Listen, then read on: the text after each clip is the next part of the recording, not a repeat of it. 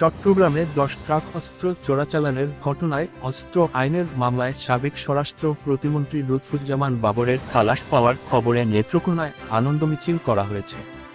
মঙ্গলবার বিকেল থেকে রাত ৯টা পর্যন্ত জেলার শহর ছাড়াও লুৎফুজ্জামানের নির্বাচনী এলাকা নেত্রকোনা -৪ আসনের বিভিন্ন এলাকায় নেতা কর্মী ও অনুসারীরা মিছিল করেন।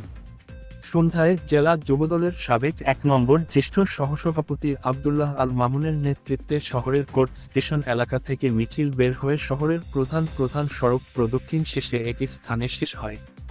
সন্ধ্যা ৭টার দিকে জেলা বিএনপি যুগ্ম আহ্বায়ক এস.এম. মনিরুজ্জামানের নেতৃত্বে শহরের কুরপাড় থেকে মিছিল বের হয়ে শহরের প্রধান সড়ক ঘুরে ছোট বাজার এলাকায় বিএনপি কার্যালয়ের সামনে শেষ হয়। সেখানে নেতারা বক্তব্য দেন। সন্ধ্যায় লুৎফুজ্জামান বাবরের নিজ উপজেলা মদনে বিএনপি ও সহযোগী সংগঠনের নেতা কর্মীরা আনন্দ মিছিল বের করেন। এতে নেতৃত্ব দেন উপজেলা বিএনপি সভাপতি মো. নুরুল আলম তালুকদার ও পৌর বিএনপি সভাপতি কামরুজ্জামান।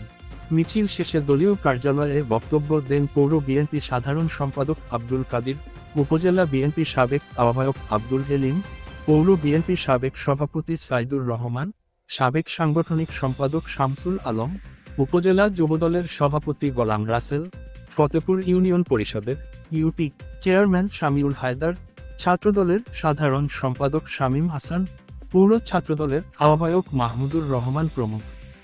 মিছিল শেষে নেতা কর্মীদের মিষ্টিমুখ করানো হয়।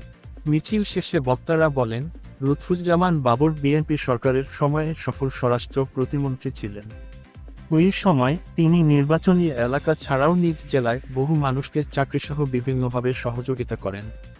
তাকে গ্রেনেড হামলা, ১০ ট্রাক অস্ত্রসহ বিভিন্ন মিথ্যা মামলা দিয়ে গ্রেপ্তার করে ১৭ বছর ধরে কারাগারে রাখা হয়েছে। এসব মামলা থেকে তাকে বেকসুর খালাস দেওয়ায় তিনি ন্যায়বিচার পেয়েছেন।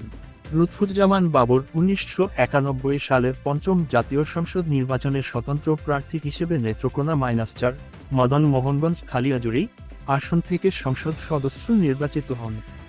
এরপর ১৯৯৬ ও ২০০১ সালের ৭ম ও ৮ম জাতীয় সংসদ নির্বাচনে সংসদ সদস্য নির্বাচিত হন।